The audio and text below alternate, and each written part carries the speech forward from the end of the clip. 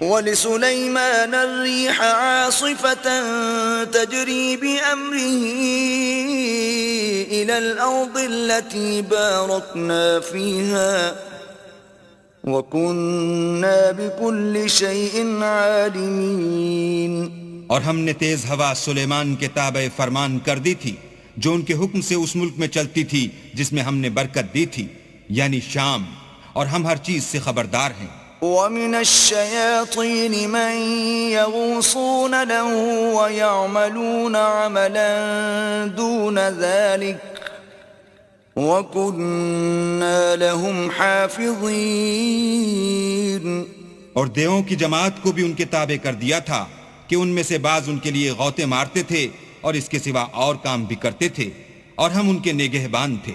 وَأَيُّوبَ إِذْ نَادَى رَبَّهُ أَنِّي مَسَّنِيَ الضُّرُّ وَأَنْتَ أَرْحَمُ الرَّاحِمِينَ۔ اور ایوب کو یاد کرو جب انہوں نے اپنے پروردگار سے دعا کی کہ مجھے ایذا ہو رہی ہے اور تو سب سے بڑھ کر رحم کرنے والا ہے۔ فَاسْتَجَبْنَا لَهُ فَكَشَفْنَا مَا بِهِ مِنْ ضُرٍّ وَآتَيْنَاهُ أَهْلَهُ وَمِثْلَهُمْ مَعَهُمْ رَحْمَةً مِّنْ عِنْدِنَا وَذِكْرَى لِلْعَابِدِينَ۔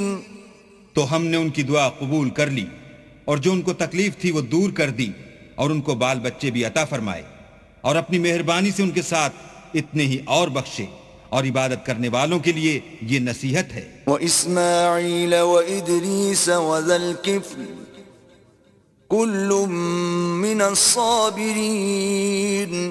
اور اسماعیل اور ادریس اور ذوالکفل کو بھی یاد کرو، یہ سب صبر کرنے والے تھے۔